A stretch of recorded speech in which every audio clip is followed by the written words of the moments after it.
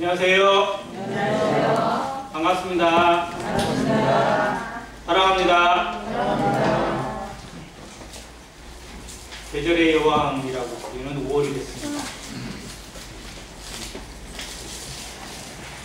꽃피는 봄의 향기가 성도들의 마음에도 또 가정에도 교회에도 활짝 피어나서 아름다운 열매를 맺을 준비가 되어져가고 하나님 앞에 아름다운 향기를 올려드리는 그런 시간들로 채워지기를 주의 이름으로 축원합니다. 아멘.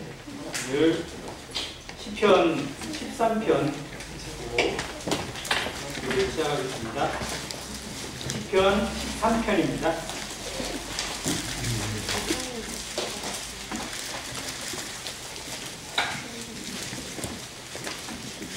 총 6절까지 있는데요. 교독해서 한번 전장을 읽도록 하겠습니다. 시편 13편 1절 제가 읽겠습니다.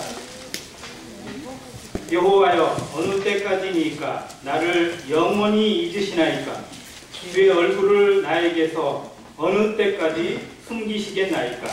나의 영혼이 번민하고 종일토록 마음에 지수하기를 어느 때까지 나오며 내 원수가 나를 치며 자랑하기를 어느 때까지 하리이까? 여호와 내 하나님이여, 나를 생각하사 응답하시고 나의 눈을 밝히소서. 두렵건대 내가 사망의 잠을 잘까 하오며 두렵건대 나의 원수가 이르기를 내가 그를 이겼다 할까 하오며 내가 그를 이기되 나의 대적이 기뻐할까 하나이다. 나는 오직 주의 사랑을 의지하여 싸우니 나의 마음은 주의 구원을 기뻐하리이다.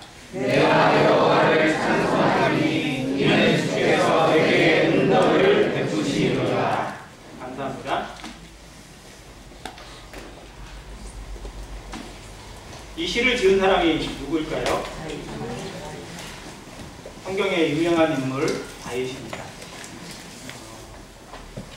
다윗의 영어 이름이 혹시 뭔지 아세요?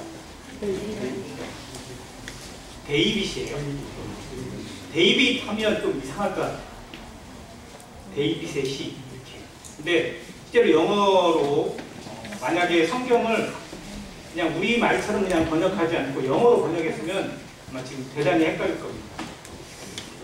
저희 모임에 어떤 분이 새로 성경을 이렇게 번역을 해서 하나 보내주셨어요. 근데 그 이름으로 쓰신 거예요. 영어 그대로 이름. 읽는데 너무 헷갈려서 막 도저히 못 읽겠더라고요. 베드로의 영어 이름이 뭔지 아세요? 베드로. 피터예요. 피터라고 써놨어요. 피터가 이렇게.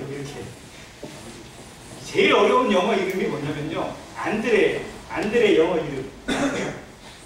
안드레. 대부분 알아요. 요한은 존이고, 마가는 마크고, 이렇게 돼 있는데요. 안드레는 영어 이름이 앤드류예요. 그러니까 이게 영어 발음을 그냥 한글로 그냥 옮겨서 써놓은 것이 지금 한글 성경에 되어 있는 이름이거든요. 이게 정말 익숙해져서 그게 당연한데, 아무튼 다윗을 데이빗이라고 안 하고 다윗이라고 하는 것이 좋은 건지 안 좋은지 모르겠는데, 아무튼 성경에 1000번이나 이름이 기록되어 있는 다윗이 지은 시입니다. 다윗이 지은 대부분의 시가 원망과 불평이 많을까요? 감사와 찬양이 많을까요? 감사와 찬양이 대부분입니다. 힘들 때에도 다윗은 찬양을 드렸고요. 가장 어렵고 극심할 때에도 시편 23편 같은 놀라운 시를 하나님께 올려드렸습니다. 성도들의 삶도 정말 하나님을 대해서는 어려움이 많겠지만 여전히 감사가 있고 찬양이 있고 경배가 있습니다. 그럼에도 불구하고 시편 13편처럼 다윗의 시에도 근심과 낭만과 의심이 없지 않아 있다는 것을 보게 됩니다. 특히 1절과 2절을 보면 다윗이 얼마나 공고했고 얼마나 마음이 낙심되어 있는지 생각할 수 있습니다. 여호와여, 어느 때까지니까 나를 영원히 잊으시나이까? 마치 하나님 앞에 자신이 잊혀진 바 된 것 같은 그런 고백을 하고 있어요. 누가요? 다윗이. 주의 얼굴을 나에게서 어느 때까지 숨기시겠나이까? 지금 다윗은 하나님을 부르고 있고 찾고 있는데도 제대로 응답을 받지 못하고 있습니다. 마음에 답답함이 있어요. 하나님이 다윗의 기도를 외면하시는 것 같아요. 다윗이 정말 힘들고 어려운데 하나님이 관심이 없으신 것 같아요. 여러분도 그런 경험하실 때가 있으세요? 정말 힘든데, 정말 힘들고 괴로운데 하나님만이 나의 위로가 되시는 분인데 하나님이 아무 대답도 안 하시는 것 같아요. 나에게서 아무 관심도 없는 것 같고 어떠한 것으로도 내게 보여지지 않고 더 깊은 수렁으로 빠지는 것 같은 그런 느낌이 우리 가운데 찾아올 때가 있지요. 경험해 보셨지요? 네. 이것을 다윗이 고백하고 있습니다. 자, 저는 이것을 같이 따라주세요. 하나님의 침묵. 하나님의 침묵이라고 이름을 짓습니다. 자, 하나님의 침묵이 무엇을 의미하는지 오늘 조금 우리 좀 안 도와주는 것 같습니다. 하나님의 침묵이 무엇을 의미하는지, 우리에게 무엇을 보여주시기 하는지, 하나님이 우리의 기도를 들으시는 것 같지 않는 상황 가운데서도 하나님은 여전히 살아계신 우리는 어떻게 알 수 있는지, 그 침묵 속에서 우리는 무엇을 배울 수 있고 무엇을 배워가야 할 것인지 다시 한번 생각하기로 합니다. 그러니까 좀 압이 좀 안 맞는 것 같죠? 이런 생각 속에서 다윗이 배웠던, 또 성경의 사람들이 경험했던 하나님의 침묵을 같이 한번 묵상하기로 합니다. 근데 어린아이에겐 이 침묵이 익숙하지 않습니다. 아기가 부모를 찾을 때 갓난 애가 우는데 부모가 애를 연단시키겠다고 너 좀 견뎌봐 라고 방치하고 내두면 되겠어요? 이 침묵은 단계가 있습니다. 어린아이가 자라면서 스스로 뭔가 고민하게 되고 생각하게 되고 스스로의 어떤 그 극심한 속에서도 느껴봐야 되는 때는 어느 정도 성장했을 때예요. 하나님이 우리를 다루실 때에도 어린아이인데도 연약할 때에도 이렇게 다루시지 않습니다. 분명히 그것을 감당할 수 있을 만한 믿음의 때에 또 그만큼 성장이 되어졌을 때에 그걸 허락하시고 그 가운데 스스로를 돌아보는 시간, 스스로를 점검하는 시간으로 배우게 하시고 더 큰 하나님, 더 새로우신 하나님의 영향력과 능력을 경험하게 하겠어요. 즉 벽을 뛰어넘고 단계를 뛰어넘게 하시기 위해서 이 과정을 허락하신다는 거죠. 그래서 우리에게 하나님이 침묵하시는 순간들이 있고 하나님께서 내 기도를 들으시지 않는 것 같은 답답함이 있다. 이거는 그만큼 내가 하나님 앞에 훈련을 받을 만한 장성함이 되어졌고 또 강건함이 준비되어져 있는 사람이구나라는 생각을 하시면 됩니다. 하나님이 왜 나한테만 이러실까? 왜 나만 이렇게 어려우실까? 이게 아니라 하나님이 나를 더 특별 과정으로 다루고 계시는구나. 내가 이만한 그릇이 되었구나. 하나님 앞에 이 과정을 통해서 더 큰 그릇으로, 더 놀라운 과정을 통해서 성숙한 자로 하나님 앞에 드러날 기회로 만드시는구나 라고 생각하시면 되는 것입니다. 다윗이 그 과정을 통해서 하나님의 마음에 합한 사람이 되었고 하나님 앞에 가장 놀라운 예배를 드리는 사람이 되었고 성경의 인물이 되었습니다. 우리도 하나님께 지금 수준에 머무는 것이 아니라 더 나은 단계로, 한 단계 더 성숙한 사람으로 더 영향력을 끼칠 수 있는 하나님의 형상을 닮은 자가 되게 하시기 위해서 이 과정을 반드시 거치게 하신다는 것을 마음에 기억하시고 함께 교제하시길 원합니다. 자, 다윗만 이랬을까요? 다윗 외에도 하나님의 침묵과 외로움을 경험한 사람들은 성경에 무수히 많습니다. 아브라함이라고 그런 시간이 없었냐 아니고요. 요셉이나 야곱도 역시 그런 시간들을 많이 겪었습니다. 대표적인 인물이 하나 있는데 바로 욥입니다. 욥은 성경의 3대 의인의 하나입니다. 에스겔서에 나와 있는데 요와 다니엘을 성경의 3대 의인이라고 부를 정도예요. 자, 욥은 정말로 그의 행실이나 모습 가운데 흠이 없을 만큼 사람들에게 인정받을 만큼 하나님도 대놓고 자랑할 만큼 그런 사람이었어요. 그런데 정말 알 수 없는 일을 시험을 당해서 그 집안이 쑥대밭이 되어지고요. 자녀들 한꺼번에 다 죽고 모든 재산 다 잃어버리고 거기에만 그치지 않고 자기 몸에 악창이 나가지고 스스로 기왓장으로 자기 몸을 막 긁어내서 온몸에 피가 다 날 정도로 고통을 겪게 됐습니다. 자, 그 와중에 그 옆에 있는 마누라는 지금도 하나님을 순사하느냐, 지금도 하나님을 찬양하느냐, 차라리 하나님을 저주하고 죽어버려라 라고 할 정도로 얼마나 극심했는지 알 수 있는 대목이에요. 그런데 욥이 정말 자기 상황을 이해하고 싶어도 이해가 안 돼요. 그래서 친구들이 와서 찾아온다고 위로했을 때 욥이 했던 고백이 뭐냐면, 차라리 어머니가 나를 낳을 때 내가 일찍 죽어버렸더라고. 모친의 태중에서 내가 죽어버렸더라고. 태어나서 이만큼 상상하지 않고 일찍 죽어버렸다면 차라리 낫지 않았겠느냐. 나에게 태어남을 한탄하고 자기 삶을 정말 이해할 수 없는 그런 고백들로 나옵니다. 그 중에 한 구절이 여러 고백이 있는데요. 한 구절 읽어드릴게요. 욥기 23장 8절과 9절입니다. 그가 얼마나 답답했는지 보여줍니다. 그런데 내가 앞으로 가도 그가 아니 계시고 뒤로 가도 보이지 아니하며 그가 왼쪽에서 일하시나 내가 만날 수 없고 그가 오른쪽으로 돌이키시나 배울 수 없구나. 욥의 고백입니다.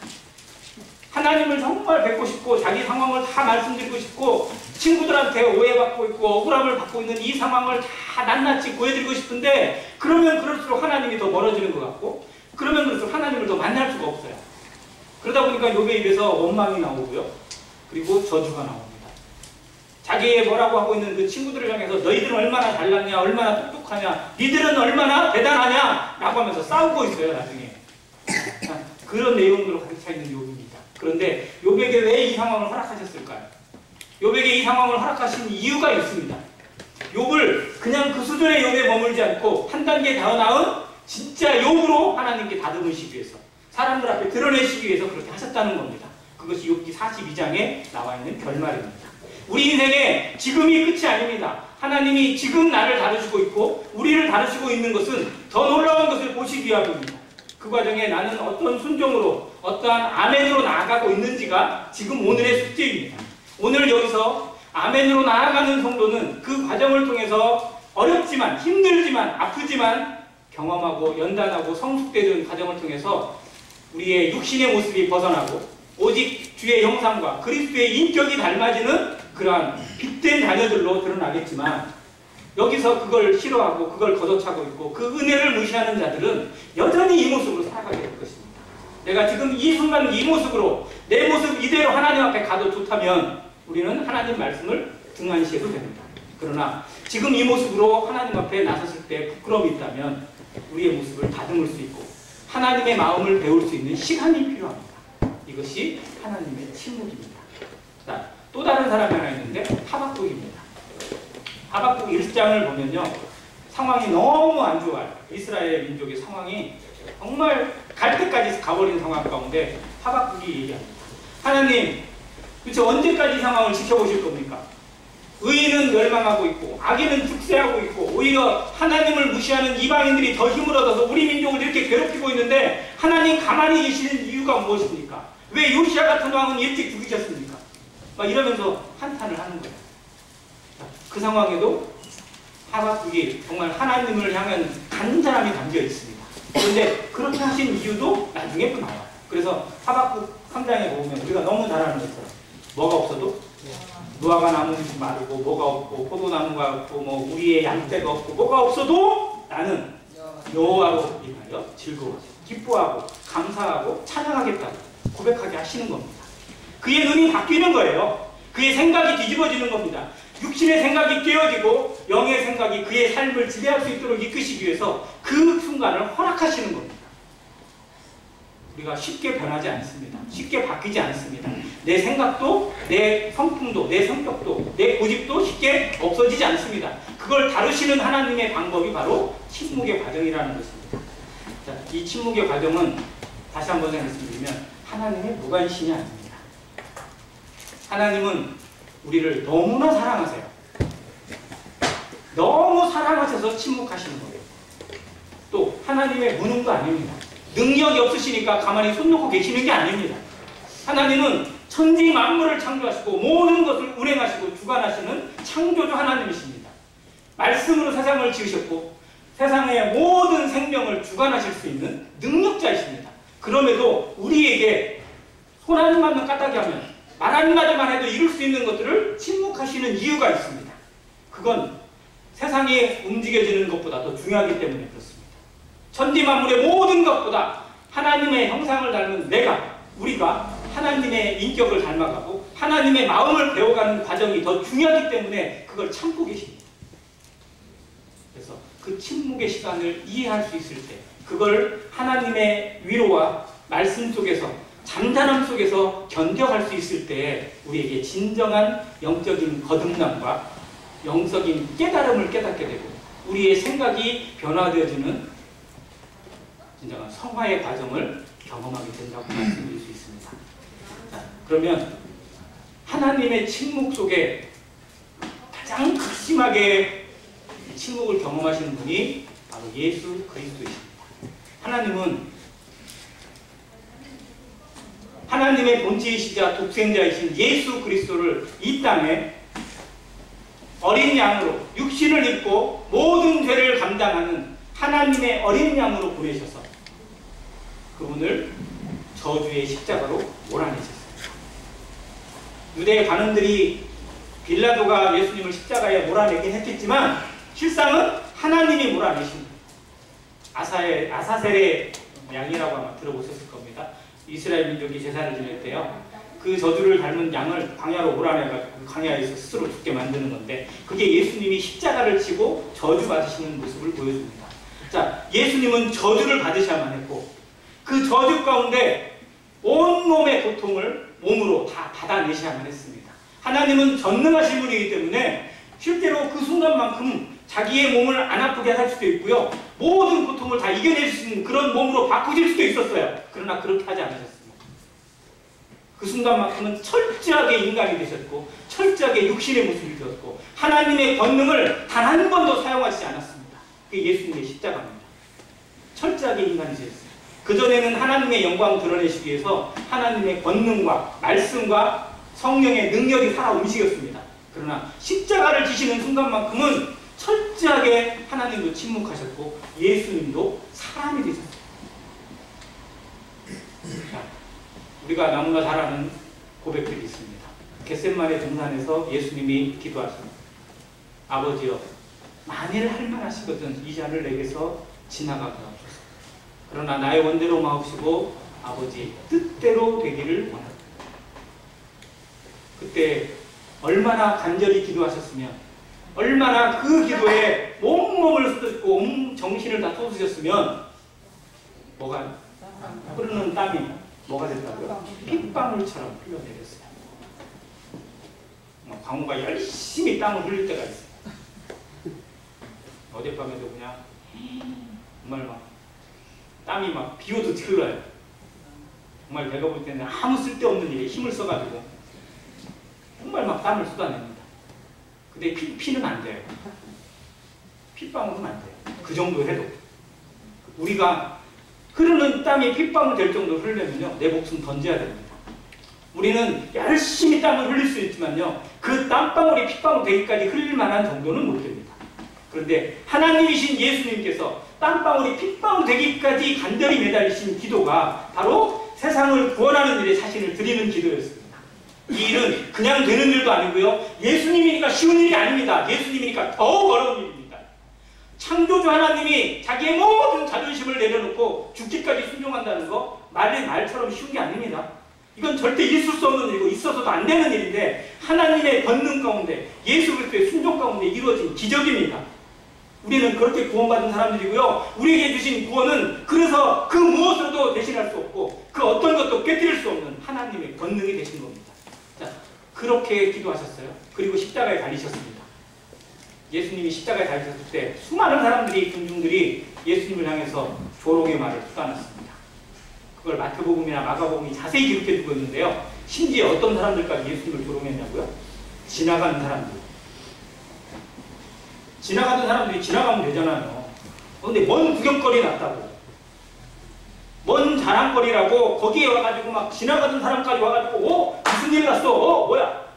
예수가 십자가에 죽어? 막 그러면서 자기도 한마디 하겠다고 나와가지고 하고 예수님한테 한마디씩 하는 거예요. 돌멩이를 던지고 힘을 맺고 갈대로 우려치면서 네가 하나님의 아들이냐? 하나님의 아들이라면 내려와봐라. 믿게 해봐라. 그러면 내가 믿어줄게. 이게 사람들입니다. 그런데 예수님 그 순간에 그들을 향해서 저주의 한마디를 쏟으셨다면 아버지 하나님 도저히 못 참겠습니다. 저들 좀 어떻게 해주십시오 라고 했으면 어떻게 됐을까요? 하늘에 12군단 더 되는 천사들이 세상을 진멸하기 위해서 준비되어져 있었습니다. 이스라엘을 침략했던 아수르 군대 18만 5천을 천사 몇 명이 필요했어요? 18만 5천 대군을 없애는데 한 명이에요. 천사 하나. 천사 하나로 18만 5천 대군을 쓸어버렸어요. 하루아침에. 그러면 이 땅의 인구, 이 땅의 수많은 인생들 몇 억이 됐든 몇십억이 됐든 천사 12군단이면요 12번 더 명하고 많습니다. 그 순간에 인류는 멸망이냐 구원이냐 양단간에 놓여있던 길이에요. 예수님의 말 한마디에, 예수님의 호흡 하나에 모든 것이 달려있었습니다. 그런데 예수님 그 순간에 침묵하셨어요. 아무 말씀도 하지 않고 잠잠하셨습니다. 오히려 하나님을 향해서 기도하셨습니다. 뭐라고요? 아버지요, 저들을 사랑하옵소서. 이게 하나님의 침묵. 나를 향한 하나님의 침묵, 온 세상을 향한 하나님의 침묵이 이렇게 기도로 드려졌습니다. 그들을 향해서 복수로 내리지 않고, 그들을 향해서 그대로 응대하지 않고, 사람들은요 받으면 받는 대로 주는 게 아니라 곱빼기 쳐서 줘요. 네가 나한테 이만큼 줬어? 그러면 아파. 어느 날 할머니가 유튜브 짤이라고 그러죠? 짧은 영상이 있고 친구 둘이서 학교에서 장난을 쳐요. 노트가 있는데 한 친구가 그 노트에다가 낙서를 막 했어요. 그랬더니 이 옆에 있는 친구가 어떻게 했을까요? 자기 노트에 옆에 친구가 낙서를 했단 말이에요.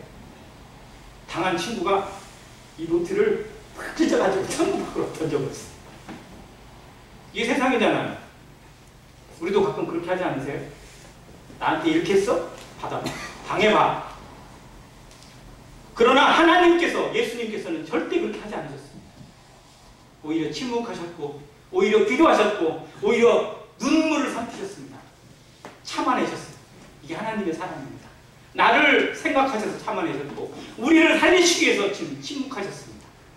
그리고 그때 예수님께서 너무 마음에 육신의 고통이 심하셨을 때 하늘을 향해서 호소하셨습니다. 엘리 엘리 라마 사박사니. 정말로 어떻게 보면 절대절명의 위기 아닌가요? 나의 하나님 나의 하나님 어찌하여 나를 버리셨나이까. 하늘을 향해서 호소하셨습니다. 이건 세상을 향한 원망이 아닙니다. 하나님 앞에 드리는 기도였고 호소였어요. 그런데 그때 하나님이 거기에 응답해버리셨다면, 알았어, 내가 너 건져줄게, 너 힘들지? 내가 너 도와줄게 라고 해서 육신 예수님을 거기서 건지셨다면 어떻게 됐을까요? 예수님의 십자가가 취소됩니다. 우리 구원이 취소됩니다. 우리의 죄사함이 취소됩니다.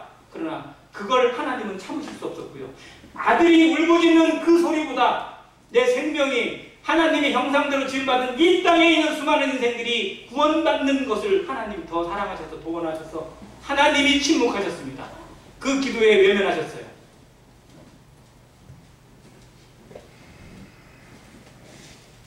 예수님의 십자가는 하나님의 침묵의 위대함을 보여주는 증거입니다. 그 침묵이 우리를 살렸고 나를 하나님 앞에 살아가게 하고 있습니다. 그래서 우리의 삶에서 하나님의 마음을 알아가고자 하는 성도들에게 침묵의 가치를 배우게 하십니다.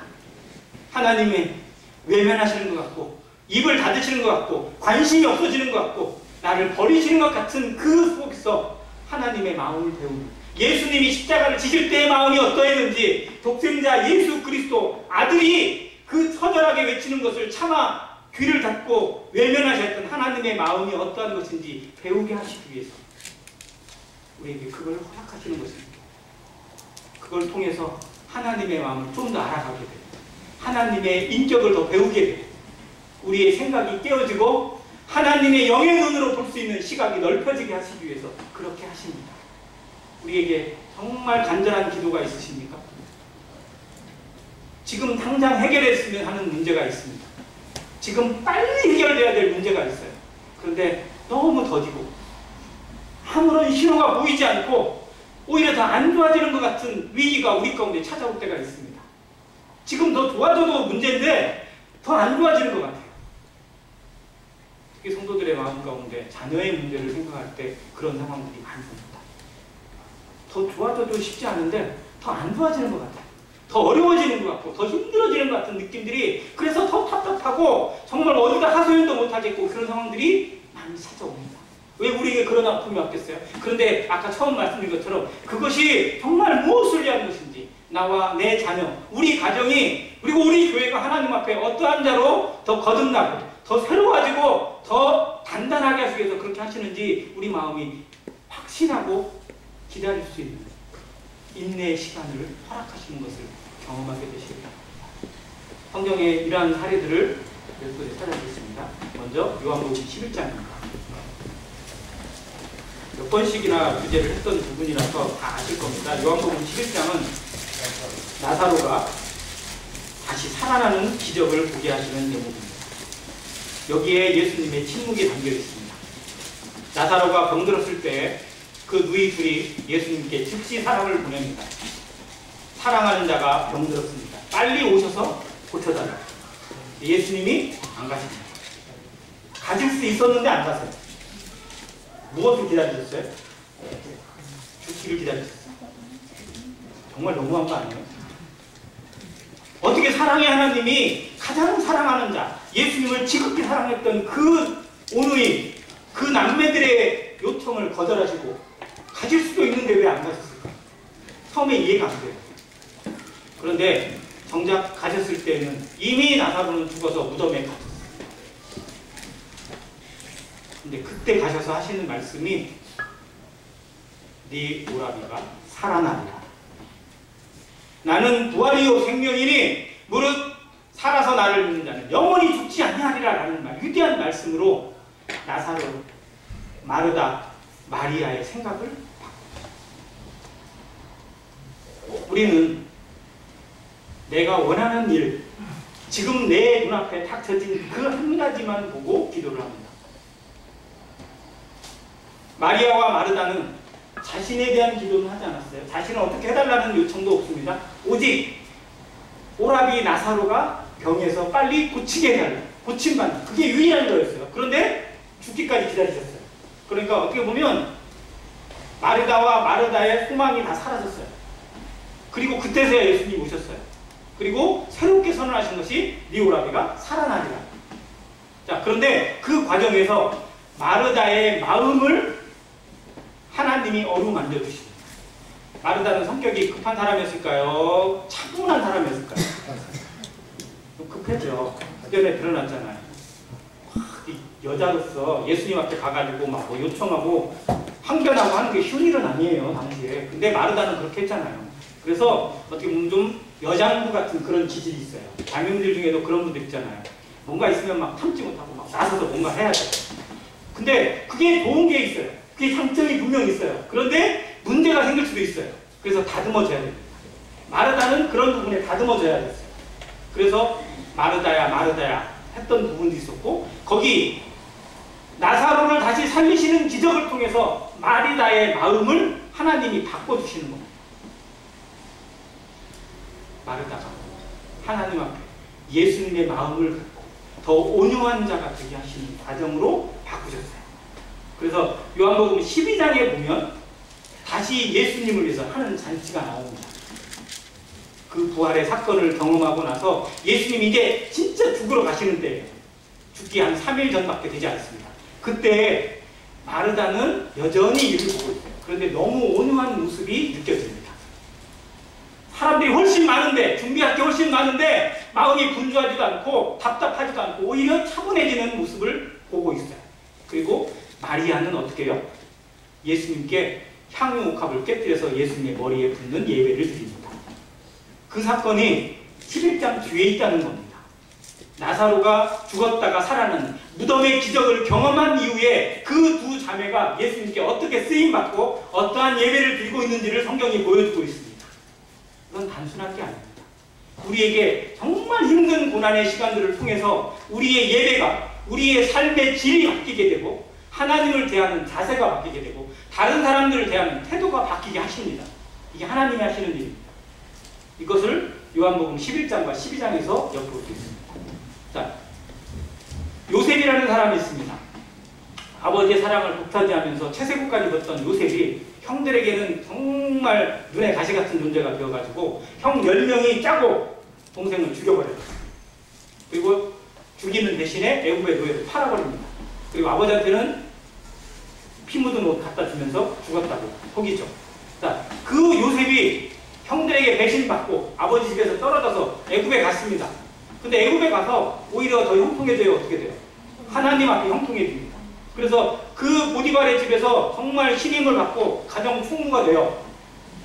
주인이 모든 걸 믿고 맡기는 거예요. 그렇게 열심히 일을 했는데 오히려 어디로 가요? 감옥으로 떨어져 버렸어요. 더 좋아요? 더 나빠요? 더 나빠졌어요. 노예로 있을 때는 그래도 집 앞에 있잖아요. 집에서 일하는 사람이고 부리는 사람도 있었잖아요. 그런데 갑자기 사형수가 돼가지고 감옥으로, 지하 감옥으로 갇혔어요. 잘했는데 뭔가 열심히 했는데 하나님이 형통하다고 했는데 오히려 감옥에 떨어졌어요. 이게 안 되는 상황이잖아요. 그런데 왜 그렇게 하셨는지 나중에 알게 돼요. 때가 됐을 때. 그래서 애굽의 총리가 되어서 자기가 생각하는 게 나중에 내가 애굽의 총리가 되어서 세상을 구원하고 우리 가정을 화목하게 만들고 이런 거 얘기했겠어요? 아니요. 그 생각에는요. 빨리 집에 돌아가서 뭐 하자. 한번 생각해보세요. 요셉이 감옥에서 나오고 거기서 인정받아서 나와서 집을 탈퇴해가지고 집에 돌아갔어요. 그럼 어떻게 될까요? 그 집은 예상 안 되세요? 그의 집에 돌아가면? 죽은 줄 알았던 요셉이 살아 돌아왔고 오히려 형들이 요셉을 모함해서 죽였고 아버지를 속였다는 게 알게 되면 그 형들 열혈 어떻게 돼요? 아버지가 다 죽여버리지. 가만히 놔두겠어요? 자기가 그렇게 아끼는 아들을 이 노예로 팔아놓고 죽였던 형들이 동생 죽였다고 나를 속이고 있는데 그게 아들같이 보이겠어요? 이제 다 필요 없어. 싹 죽여버린다니까요. 그러면 하나님의 모든 계획 다 물거품이에요. 이스라엘 12지파 다 없어지는 겁니다. 그 절대절명의 순간 가운데 하나님이 때를 마감치 않고 오히려 더 깊은 감옥에 가둬놓으시고 그리고 꿈을 해줬는데 멀쩡하게 살아나가서 장관이 된 놈이 그걸 쏙 잊어버리고 2년 동안이나 깜빡하고 있대. 이건 더 이해하면 더 나쁜 놈이에요. 내가 나가기만 하면 너 빨리 풀어줄게. 약속은 뒤떡끝이 놓고 팍 잊어버리고. 이거 하나님이 하신 거예요. 왜? 아직 때가 아니었으니까. 그래서 그 과정이 다 이해되고 나니까 요셉의 마음에 형들을 향한 분노, 원수, 이 모든 살인의 감정이 다 사라지게 하세요. 누가 하셨습니까? 하나님이 하신 겁니다. 내 인생 하나님의 주권하에 있고 하나님이 낮추기도 하시고 높이기도 하시는 것을 인정하게 되었을 때 나를 이렇게 힘든 가운데 두신 이유가 바로 이것이구나라는 걸 깨달았을 때 다른 사람들에 대한 모든 것이 다 풀리는 겁니다. 내 마음이 다른 사람들을 용서할 수 있다고요? 절대 안 되는 거예요. 부부싸움 해가지고 다 잊었어요. 다 용서하고 다 화해하고 막 서로 그냥 껴안고 뭐 다 했는데 한 5년 뒤에 부부싸움 하는데 그 일이 다시 나와. 그때 당신이 그랬잖아. 그러면서 더 소리가 올라가고 더 난리가 나. 사람은 절대 못 잊어요. 그거 안 잊어지는 거예요. 그런데 하나님 안에서만 그걸 극복할 수 있어요. 하나님이 하셨구나. 그래서 내 인생을 주관하시고 인도하시는 분이 하나님이시구나라는 것을 우리 안에서 인정하게 됩니다. 그분의 손에 나의 삶을 이렇게 인도하셨구나라고 고백하게 될 때 거기에 같이 곁들였던 나에게 아픔을 주기도 했다가 뭐 했던 사람들이 다 도구가 되는 거예요. 도구가. 우리는 하나님의 도구들입니다. 이거를 요셉이 보여주고 있어요. 자, 욥기 23장 아까 보셨던 말씀 뒷부분을 한번 볼게요. 23장 10절입니다.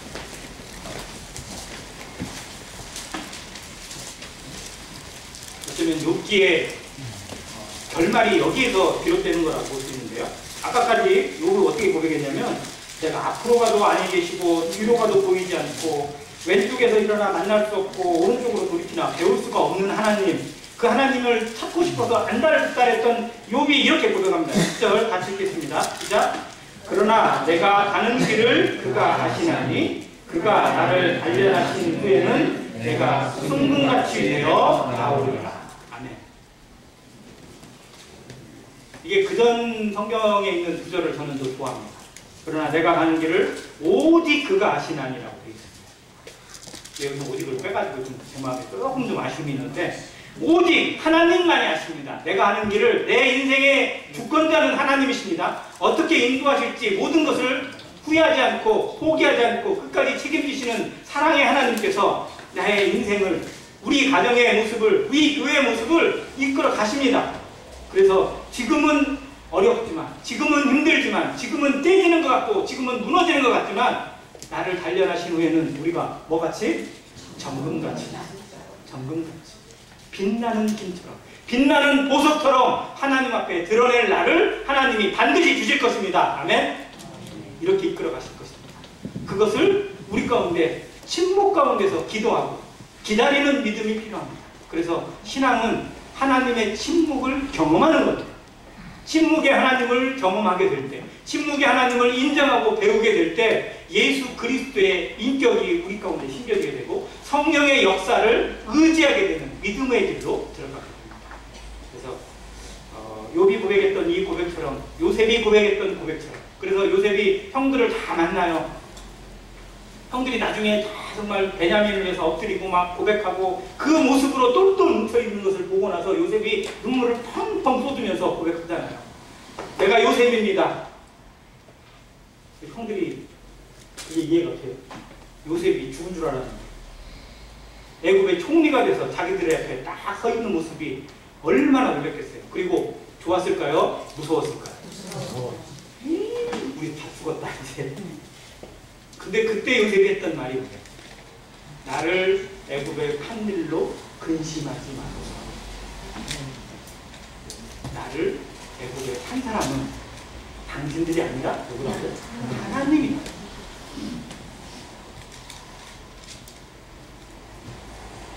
나를 여기까지, 나를 지금 여기 힘들게 만드는 것이 누구 때문이 아니라 바로 하나님께서 나에게 더 큰 것을, 더 큰 은혜를 주시고 더 큰 하나님의 마음을 배우게 하시기 위해서 주신 과정이라고 믿게 될 때, 보게 될 때, 받아들이게 될 때 우리가 평강을 잃어버리지 않습니다. 이게 없으니까 우리는 너무 좋았다가 너무 싫었다가, 너무 감사했다가 너무 원망이 들어요. 정말 막 움푹짐푹 요동이 쳐가지고 정신을 차릴 수가 없는 신앙생활을 할 때가 있다는 겁니다. 이거를 극복해야 돼요. 이거를 벗어나야 됩니다. 주께서 심지가 견고한 자를 평강의 평강으로 인도하십니다. 우리의 심지가 견고한 것은요, 내가 강해서가 아닙니다. 하나님이 우리의 손을 온전히 붙잡고 놓아주지 않고 끝까지 인도하시기 때문에 정말 우리를 평강으로 인도하시는 것입니다. 이것을 성경이 보여주고 있어서 이 과정을 지키는데 우리가 몇 가지 원칙을 바로 생각했으면 좋겠습니다. 침묵을 바로 이해하기 위해서 첫 번째는 정하신 때가 있음을 기억하고 믿어야 합니다. 때가 있습니다. 하나님은 그 때를 따라 일하십니다. 그렇잖아요. 아무 때나 하나님이 응답하시지 않습니다. 아기가 빨리 보고 싶어요. 임신을 했는데 빨리 나오라고 막 기도하면 빨리 보내주세요. 한 5개월 만에 하나님이 알았어 보내줄게 보내주시면 되겠어요? 이거 심각한 문제예요. 우리는요, 하나님의 때를 알지 못하기 때문에 뭔가 빨리빨리만 원합니다. 그런데 빨리 돼를 입고 뜸을 들여야 될 게 있어요. 밥 빨리 먹고 싶다고 막 돌아가고 있는데 막 꺼버리고 그냥 먹으면 배를 따뜻하게 하는 게 아니라 오히려 더 안 좋아져요. 그래서 뜸을 들여야 될 때는 뜸을 들여야 돼요. 기다려야 되는 거예요. 신앙은 기다림 속에서 이루어집니다. 자, 두 번째는 아까 얘기한 것처럼 소망과 인내로 기다리는 것이 참 믿음입니다. 그리고 감당할 만한 시험만 허락하세요. 하나님은 우리에게 감당치 못할 시험을 허락하지 않고 오히려 시험당할 쯤에 무슨 길을 내신다고요? 피할 길을 내세요. 그래서 지금 내게 주시는 모든 것들은요, 때로는 감당이 안 될 때가 있는 것 같아요. 이건 정말 어떻게 할 수가 없어요. 근데 그거 하나님이 감당하시니까 주시는 겁니다. 그런 자가 되었고 그만한 그릇이 되었음을 생각하시면 위로가 됩니다. 세 번째, 우리를 홀로 버려두지 않습니다. 하나님은 우리와 언제까지? 오늘만? 내가 잘할 때만? 아니에요. 하나님은 세상 끝날까지 너희와 항상 함께 있으리라 하셨습니다. 내가 어려울 때에도, 아니 우리가 오히려 범죄 가운데 있을 때에도 우리와 함께 계시는 하나님이신 걸 믿으시기 바랍니다. 영원히 함께 계시는 그 하나님 속에서 우리는 승리할 수 있습니다. 그 하나님을 통해서 온전한 믿음의 승리를 고백하고 하나님의 침묵 속에서 오히려 더 강건해지는, 오히려 더 단단해져서 하나님의 마음을 온전하게 고백할 수 있는 안행교회 성도 되시기를 간절히 바랍니다.